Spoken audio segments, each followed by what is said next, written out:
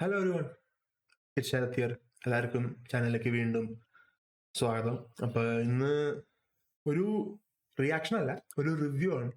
ഈ റിവ്യൂ തുടങ്ങുന്നതിന് മുമ്പ് എനിക്കൊരു രണ്ടു മൂന്ന് കാര്യം ഒന്ന് പറയേണ്ടതുണ്ട്. ഒന്ന്, ഈ ഒരു റിവ്യൂ നിങ്ങൾ നിങ്ങളുടെ കൂട്ടുകാരോട് ഒരു റിവ്യൂ അല്ലെങ്കിൽ ഒരു സിനിമ കണ്ടേമോ ഷോ കണ്ടേമോ അത് എങ്ങനെ ഉണ്ടടാ എന്ന് ചോദിച്ചു കഴിഞ്ഞാൽ കൂട്ടുകാരുടെ ആയാലും കൂട്ടുകാരെ ആയാലും എങ്ങനെ അഭിപ്രായം പറയാം ആ ഒരു രീതിയിൽ എടുത്താൽ മതി. അല്ലാതെ എനിക്ക് ഓരോ ഡിപ്പാർട്ട്മെന്റുകളോ അല്ലെങ്കിൽ ഇങ്ങനെയുള്ള ഓരോ പോയിന്റ് ആയിട്ട് എടുത്ത് പറയാനായിട്ടുള്ളതൊന്നും എനിക്കില്ല സിനിമയെ പറ്റിയിട്ട്. പിന്നെ ഇത് എൻ്റെ അഭിപ്രായമാണ്, നിങ്ങൾക്ക് വേറെ അഭിപ്രായം ഉണ്ടാവും. അങ്ങനെയാണെങ്കിൽ കമന്റ് സെക്ഷനിൽ അറിയിക്കുക, ഞാനത് പരമാവധി നോക്കുന്നതായിരിക്കും. അപ്പോൾ അത്ര തന്നെ. പിന്നെ തുടങ്ങുന്നതിന് മുമ്പ് സ്പോയിലർ അലേർട്ട്, ഇനി അത് പറഞ്ഞില്ല എന്ന് പറയരുത്, സ്പോയിലർ ഉണ്ടാവും ഇതിൽ. തണ്ടർ ബോൾസ് എന്ന് പറഞ്ഞ ഒരു സിനിമയുടെ ഒരു റിവ്യൂ ചെയ്യണം എന്നുള്ളതിലായിരുന്നു ഞാൻ ഇരുന്നിരുന്നത്. ആ സമയത്താണ്, അത് കണ്ടു കഴിഞ്ഞിരിക്കുന്ന നേരത്താണ് അയൺ ഹാർട്ട് എന്ന് പറഞ്ഞ സീരീസ് വരുന്നത്. അപ്പോൾ അതും കണ്ടു കളയാമെന്ന് വിചാരിച്ചു. അപ്പൊ അതിന്റെ തന്നെ റിവ്യൂ എന്ന് വെച്ചാൽ ആദ്യം തുടങ്ങാം. വേറൊന്നും കൊണ്ടല്ല, സത്യം പറഞ്ഞാൽ കണ്ടിട്ട് വേണ്ടായിരുന്നു എന്ന് എനിക്ക് തോന്നി. കാരണം ഈ ഷോ ഞാൻ കാണാതിരിക്കുമ്പോൾ, ഈ ഷോ അനൗൺസ് ചെയ്ത സമയത്ത് ഇതിൽ ഹുഡ് എന്ന് പറയുന്ന ക്യാരക്ടർ ആയിരിക്കും വില്ലൻ എന്ന് പറഞ്ഞപ്പോൾ എനിക്കറിയാം ഹുഡ് എന്ന് പറയുന്ന ഒരു ക്യാരക്ടർ ഒരു ഡാർക്ക് മാജിക് ബേസ്ഡ് ക്യാരക്ടറാണ്. അപ്പോൾ ടെക്നോളജി വേഴ്സസ് ഡാർക്ക് മാജിക് ആയിരിക്കും കൺസെപ്റ്റ് എന്നാണ് ഞാൻ വിചാരിച്ചത്. ടെക്നോളജിയും ഡാർക്ക് മാജിക്കും ഷോയിലുണ്ട്, പക്ഷെ അതല്ല കൺസെപ്റ്റ്, അല്ലെങ്കിൽ അതായിരുന്നില്ല സംഭവം. അപ്പോ ഇതിൽ എനിക്ക് എന്ത് ഇഷ്ടപ്പെട്ടു എന്ന് പറഞ്ഞേക്കാളും എനിക്ക് എന്ത് ഇഷ്ടപ്പെട്ടില്ല എന്നുള്ളത് ഞാൻ പറയാം. കാരണം എനിക്ക് ഷോ തന്നെ ഇഷ്ടപ്പെട്ടില്ല, ചുരുക്കി പറഞ്ഞ. കാരണം ഇതില് അയൺ ഹാർട്ട് എന്ന് പറയുന്ന ക്യാരക്ടർ ആയാലും, ഇതില് ഇപ്പോ ഫുഡ് എന്ന് പറയുന്ന ക്യാരക്ടർ ആയാലും, പല ക്യാരക്ടേഴ്സും വന്നുകൊണ്ട് എല്ലാവരും ഞാൻ എടുത്തു പറയുന്നില്ല. പക്ഷെ അത് നിങ്ങൾക്ക് പലർക്കും ഷോ കണ്ടു കഴിഞ്ഞാൽ അല്ലെങ്കിൽ ഒരു ഇതിന്റെ റീക്യാപ്പ് കാണാൻ കിട്ടും. അങ്ങനെ കണ്ടാലും നിങ്ങൾക്ക് മനസ്സിലാവും ആരൊക്കെ ആരാണെന്നുള്ളത്. പക്ഷെ ഇതിൽ മെയിൻ രണ്ട് ക്യാരക്ടേഴ്സ് ആയിട്ട് ഞാൻ എടുത്തു വെച്ച, ഞാൻ ഫോക്കസ് ചെയ്തിട്ടുള്ള ഒരു ക്യാരക്ടർ എന്ന് പറഞ്ഞാൽ അയൺ ഹാർട്ട്, അതായത് നമ്മുടെ ഹീറോ, പിന്നെ ദ ഹുഡ് വില്ലൻ. സത്യം പറഞ്ഞാൽ രണ്ട് ക്യാരക്ടേഴ്സും, ഒന്ന് അയൺ ഹാർട്ട് എനിക്ക് ഇഷ്ടപ്പെട്ടില്ല, ഹുഡ് തരക്കേടില്ല, പക്ഷെ പ്രതീക്ഷിച്ച അത്ര ഒന്നും ഇല്ല എന്നുള്ളതാണ് എന്തായാലും. അയൺ ഹാർട്ടിൽ കിടക്കാം. അപ്പൊ അയൺ ഹാർട്ട് എന്ന് പറയുമ്പോ അയൺമാന് പകരം അടുത്ത് വരുന്ന ഒരു ക്യാരക്ടർ എന്നുള്ള നിലയിലാണ് ഞാനിതിനെ അപ്രോച്ച് ചെയ്തത്. എന്റെ തെറ്റ്. കാരണം അയൺമാനെ കുറ്റം പറഞ്ഞുകൊണ്ട് തന്നെ ഈ ക്യാരക്ടർ തുടങ്ങുന്നു. ലിറ്ററലി MIT പഠിക്കുന്ന ഒരു ക്യാരക്ടർ പറയാണ് അയൺമാന്റെ കയ്യിൽ പൈസ ഉണ്ട്, അതായത് ഗവൺമെന്റ് ഫണ്ടിങ് കിട്ടുന്നുണ്ട് കേട്ടോ, അയൺമാന്റെ കയ്യിൽ പൈസ ഉണ്ട്, അതുകൊണ്ടാണ് അയൺമാൻ ആയതെന്നാണ്. അല്ലാണ്ട് ഗുഹയില് എന്താ പറയാ, ഈ ക്യാപ്റ്റിവിറ്റിയിൽ, അതായത് ഹോസ്റ്റേജ് ആയിരിക്കണ നേരത്ത് കണ്ട സ്ക്രാപ്പ് വെച്ചുകൊണ്ട് സൂട്ട് ഉണ്ടാക്കി ഇറങ്ങി വന്ന മനുഷ്യനല്ല അത്. അല്ലാണ്ട് ഓൾറെഡി പൈസ ഉണ്ടായിരുന്നു, ഓൾറെഡി സൂട്ട് ഉണ്ടാക്കണം എന്ന് ഉണ്ടാക്കിയ ഒരു ക്യാരക്ടറാണെന്നുള്ള രീതിയിലാണ് കരുതി വെച്ചേക്കണം സത്യം പറഞ്ഞു. അറിയാൻ പാടില്ല എന്തുകൊണ്ടാണ് അങ്ങനെ ഒരു ഇത് കൊടുത്തത് അയൺമാൻ.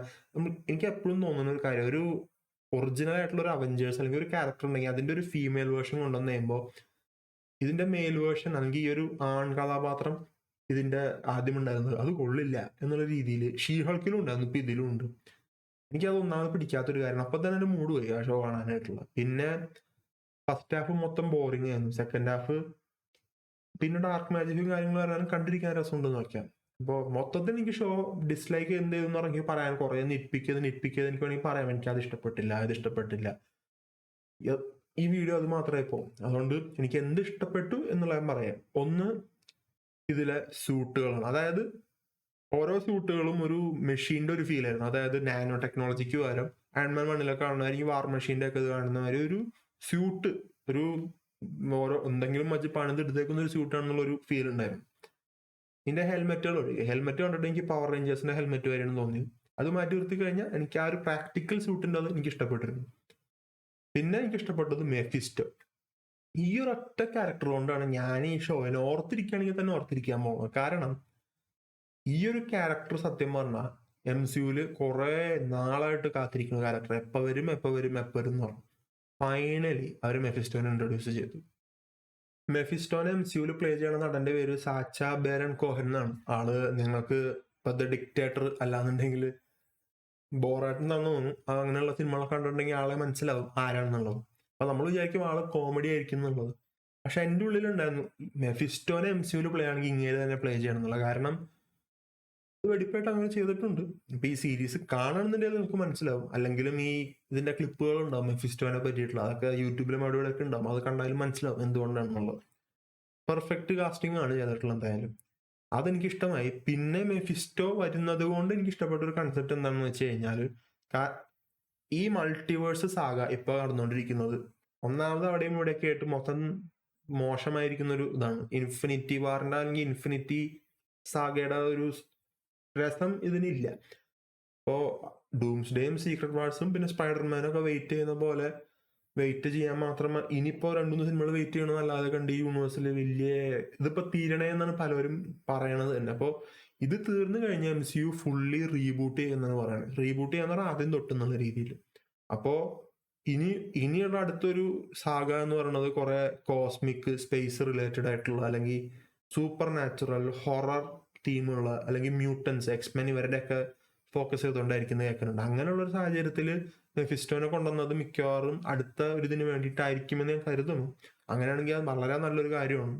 ഈ ക്യാരക്ടർ മെഫിസ്റ്റോ സ്പൈഡർമാനും തമ്മിൽ ഒരു കോമിക്സിൽ വളരെ കുറെ ഇന്ററാക്ഷൻസ് ഉണ്ട്. അപ്പോൾ ഇങ്ങനെ എന്തെങ്കിലും ഉണ്ടാവും MCU ഞാൻ പ്രതീക്ഷിക്കണം. കാത്തിരിക്കാൻ. അപ്പൊ ഓവറോൾ സത്യം പറഞ്ഞ എനിക്ക് ഷോ ഇഷ്ടപ്പെട്ടില്ല. അതുകൊണ്ട് തന്നെ ഞാൻ ഈ ഷോയിന് ഒരു 7/10 ആണ് ഞാൻ കൊടുക്കുക. ആ 7 കൊടുക്കണതന്നെ മെഫിസ്റ്റോനെ കൊണ്ടുവന്നു എന്നുള്ളതിന്റെ പേര്, അല്ലെങ്കിൽ ഞാൻ വല്ല 5 എഴുതും കൊടുക്കും. ആ എഫേർട്ട് ചെയ്തു എന്നുള്ളതിന്റെ പേരിൽ. അത്രയ്ക്കും മോശമല്ല, എനിക്ക് പേഴ്സണലി ഇഷ്ടപ്പെട്ടില്ല. ചിലവർക്ക് അതൊരു ആവറേജ് ഷോ ആയിട്ട് തോന്നാം എന്നുള്ളതാണ്. ഇത് ഞാൻ റെക്കമെൻഡ് ചെയ്യുമെന്ന് വെച്ച് കഴിഞ്ഞാൽ നിങ്ങൾക്ക് അത്രയും വലിയ മാർവൽ ഫാനാണ്, എല്ലാ ഷോവും കാണണം എന്നുള്ളൊരു താല്പര്യം ഇങ്ങനെയൊക്കെ ഉണ്ടെങ്കിൽ ഇങ്ങനെ ഉറപ്പായിട്ടും കാണാവുന്ന ഒരു സീരീസ് ആണ്. നിങ്ങൾക്ക് ഉറപ്പായിട്ടും മീൻസ് കാണേണ്ടതാണ്. അപ്പൊ നിങ്ങൾ എല്ലാം കാണുന്ന ഒരാളാണല്ലോ അങ്ങനെയുള്ള നിലയിൽ. ഇനി അതല്ല, നിങ്ങൾക്കൊരു സാധാരണ കാഷ്വൽ, എന്നെ പോലെ ഒരു കാഷ്വൽ മാർവൽ ഫാൻ ആണെങ്കിൽ നിങ്ങൾക്ക് ഒരു യൂട്യൂബിലൊക്കെ പോയി കഴിഞ്ഞാൽ റീക്യാപ്പ് കിട്ടും. റീക്യാപ്പ് ഇരുന്ന് കണ്ടാലും മതി. വലിയ എത്ര പേർക്കൊന്നും മിസ് ഔട്ട് ആവൂല. അതിൽ അത്രേ പറയാനുള്ളൂ. ഇനിയിപ്പോ കാണാൻ താല്പര്യമില്ലെങ്കിൽ കാണണ്ട. അത് എങ്ങനെയായാലും ഒന്നും മിസ് ചെയ്യാൻ പോകുന്നത് കണ്ടതിന്റെ പേരിൽ. അപ്പൊ അതാണ് അയൺ ഹാർട്ടിനെ പറ്റിയിട്ട്. ഓവറോൾ എനിക്ക് ഇഷ്ടപ്പെട്ടില്ല, ബട്ട് an ആവറേജ് ഷോ. ഇനി നമുക്ക് ശരിക്കുള്ള റിവ്യൂ ഞാൻ ചെയ്യണമെന്ന് വിചാരിച്ച എന്താണോ അതിൽ കിടക്കാം. Thunder balls. ഞാൻ ഈ സിനിമ കാണാനിരിക്കുമ്പോൾ ഈ തണ്ടർ ബോൾസ് എന്ന് പറഞ്ഞ ക്യാരക്ടർ ഇപ്പോ ഓരോ സീരീസിലായിട്ട് വരുന്ന ചില ക്യാരക്ടേഴ്സ്, യെലീന, US ഏജന്റ്, ആൻഡ്മാൻ എന്താ വാസ്പ് സിനിമയിലെ വില്ലനാണെന്ന് തോന്നുന്നു, ഈ ghost, task master, red guardian, winter soldier, ഇവരൊക്കെ ഉണ്ട്. ഇതിന്റെ കൂടെ സെൻട്രിയും ഇതിലുണ്ടെന്ന് പറയുമ്പോൾ സെൻട്രി ഇവർക്ക് എതിരാണെന്ന് കേട്ടിരുന്നു. അപ്പോൾ ഇവര് വേഴ്സസ് സെൻട്രി എന്തായിരിക്കും ഉണ്ടാകാൻ പോകുന്നത്, സെൻട്രി ഇവരെ എങ്ങനെ തോപ്പിക്കാനാണ്, ഇതൊക്കെ കാണണം എന്നുള്ളൊരു എക്സ്പെക്ടേഷനിലും ഇവരെയൊക്കെ എങ്ങനെയൊക്കെ നല്ല രീതിയിൽ കാണിക്കും എന്നുള്ള ഇതിലാണ് ഞാനിത് കാണാതിരിക്കുന്നത്. അതൊക്കെ തന്നെ മര്യാദയ്ക്ക് ചെയ്തിട്ടുണ്ട്.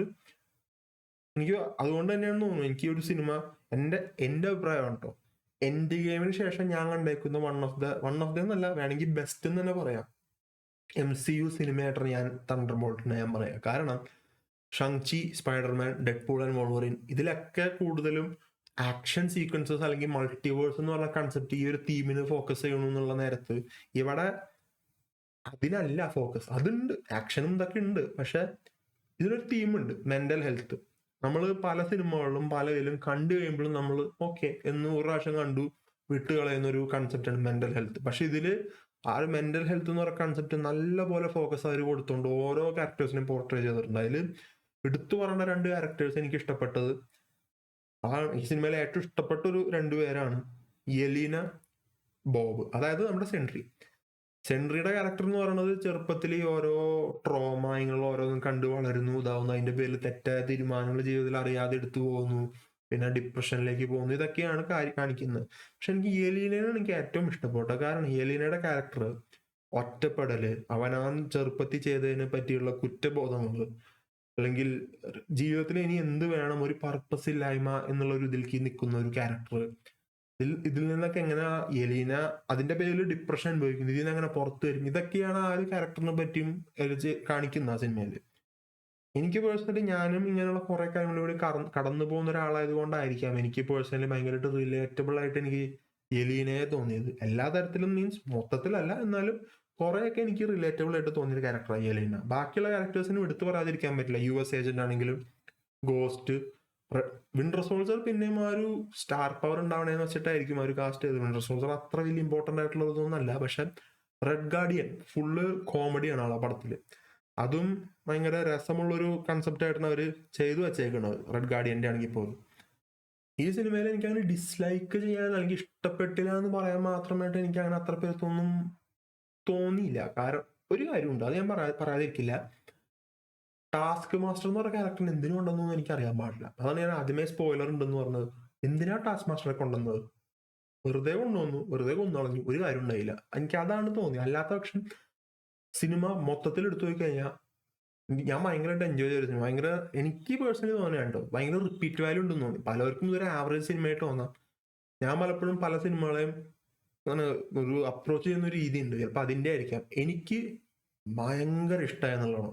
അതുകൊണ്ട് തന്നെ ആയിരിക്കും ഞാൻ മിക്കവാറും ഈ ഒരു സിനിമ അത്രയും ഇഷ്ടപ്പെട്ടു എന്നുള്ളതിന്റെ പേരിൽ എനിക്ക് പല ക്യാരക്ടേഴ്സിനോട് റിലേറ്റബിൾ ആയതിന്റെ ഇതിന്റെ പേരിലായിരിക്കും എനിക്ക് ഇത്രയും ഈ ഒരു സിനിമ എൻഡ് ഗെയിമിന് ശേഷം വൺ ഓഫ് ദി ബെസ്റ്റ് എന്ന് തോന്നണത് തന്നെ. പക്ഷെ ഞാൻ പറഞ്ഞല്ലോ, ഈ ഓരോ ആക്ഷൻ സെറ്റ് പീസസിനേക്കാളും കൂടുതൽ ഒരു ടീമുണ്ട്. ആ ടീമിനെ സ്റ്റിക്ക് ചെയ്തുകൊണ്ട് എല്ലാ ക്യാരക്ടേഴ്സിനും ഡെവലപ്മെന്റ് കൊടുക്കുന്നുണ്ട്. നമ്മൾ ഒരു സൈഡ് ക്യാരക്ടറായിട്ട് ഓരോ ഷോയിലും വന്നു പോകുന്ന ഈ ക്യാരക്ടേഴ്സിനെ നമുക്ക് ഇഷ്ടം തോന്നും അവരോട്. അങ്ങനത്തെ രീതിയിലാണ് പിടിച്ചു വെച്ചേക്കുന്നത്. അതുകൊണ്ട് തന്നെ വളരെ വൃത്തിക്ക് ഓരോ ക്യാരക്ടേഴ്സിനും അവർ എക്സ്പ്ലെയിൻ ചെയ്ത് വെച്ചിട്ടുണ്ട്. അല്ലെങ്കിൽ അവരുടെ ബാക്ക് സ്റ്റോറി പറഞ്ഞു വെച്ചിട്ടുണ്ട്. ഇപ്പൊ US ഏജന്റ് ആണെങ്കിലും യെലീന ആണെങ്കിലും ബോബ് ആണെങ്കിലും. ഇപ്പൊ ചുരുക്കി പറഞ്ഞാൽ എനിക്ക് ഈ സിനിമ വളരെ എനിക്ക് ഇഷ്ടപ്പെട്ട ഒരു സിനിമയാണ്. ഈ സിനിമ വളരെ ഇഷ്ടപ്പെട്ടുകൊണ്ട് തന്നെ ഞാൻ ഈ സിനിമയ്ക്ക് 10 ഒരു 9.5 ഔട്ട് ഓഫ് 10 തന്നെ ഞാൻ കൊടുക്കും. കാരണം കുറെ നാളിന് ശേഷം ഒരു MCU സിനിമ കണ്ടിട്ട് മാൻ സാറ്റിസ്ഫൈഡ് എന്നുള്ളൊരു ഫീൽ എനിക്ക് കിട്ടുന്നത്. നിങ്ങളൊരു മാർവൽ ഫാൻ ആണെങ്കിലും അല്ലെങ്കിലും ഈ സിനിമ കാണണം എന്ന് തന്നെയാണ് ഞാനും പറയാ. റെക്കമെൻഡ് ഞാൻ ചെയ്യാം അങ്ങനെ തന്നെയാണ്. കാരണം ഇതില് മാർവൽ എന്നുള്ള കൺസെപ്റ്റിനേക്കാളും കൂടുതൽ ആ ഒരു തീം, മെന്റൽ ഹെൽത്ത് എന്ന് പറയുന്ന തീമിന് ഒരു പ്രാധാന്യം കൊടുത്തുള്ള സിനിമയാണ്. നമ്മൾക്ക് നമ്മുടെ നാട്ടിലൊന്നും ഇപ്പോഴും ഈ മെന്റൽ ഹെൽത്ത് എന്ന് പറഞ്ഞ കാര്യത്തെ പറ്റി സംസാരിക്കുമ്പോഴേലും പലപ്പോഴും അവയർനെസ് എന്ന് പറഞ്ഞ സാധനമില്ല. ഒന്ന് എല്ലാവരും ഇപ്പൊ ആണുങ്ങളുടെ ഇടയിലാണെങ്കിലും മാൻ എന്താണ്, ഒരു കുഴപ്പമില്ലല്ലോ, മാൻ അപ്പ് എന്ന് പറയുന്ന ഒരു റിയാലിറ്റിയിലാണ് ഇപ്പോഴും നിൽക്കുന്നത്. അതൊന്നും മാറി മറ്റുള്ളവരെ കൂടെ അവര് ഡൗൺ ആയിരിക്കുകയാണെങ്കിൽ കൂടെ നിൽക്കാനായിട്ട് നമ്മളെ കൊണ്ട് സാധിക്കണം. അത് ഈ സിനിമയിൽ തന്നെ പറയുന്നുണ്ട്. ഒരാൾക്കോ ചിലപ്പോൾ പലപ്പോഴും ഒരു ഒറ്റപ്പെട്ടിരിക്കുന്ന സാഹചര്യത്തിലാണെങ്കിൽ ഇങ്ങനെ ഒരു ഡിപ്രഷനിലിരിക്കുമ്പോൾ ഒറ്റയ്ക്ക് പുറത്തേക്ക് വരാൻ പറ്റുന്നില്ല. അപ്പൊ കുറച്ച് ആൾക്കാർ കൂടെയുള്ളത് നല്ലതാണ്. എപ്പോഴും ഇങ്ങനെ കടന്നു പോകുന്ന ഒരാളുടെ കൂടെ നിൽക്കുക എന്നുള്ളതൊക്കെയാണ് സിനിമയിൽ പറയുന്നത്. ഓവറോൾ എനിക്ക് സിനിമ മൊത്തത്തിൽ ഇഷ്ടമായി. ഞാൻ എല്ലാവരും കാണണമെന്ന് തന്നെയാണ് എൻ്റെ അടുത്ത് ചോദിച്ചാൽ ഞാൻ പറയാം. എനിക്കറിയാം റിവ്യൂ അവിടെയും ഇവിടെയും ഒക്കെ ആയി മൊത്തത്തിൽ സ്പ്രെഡായി അങ്ങനെ ഇങ്ങനെ ഇരിക്കുകയാണെന്നുള്ളത്.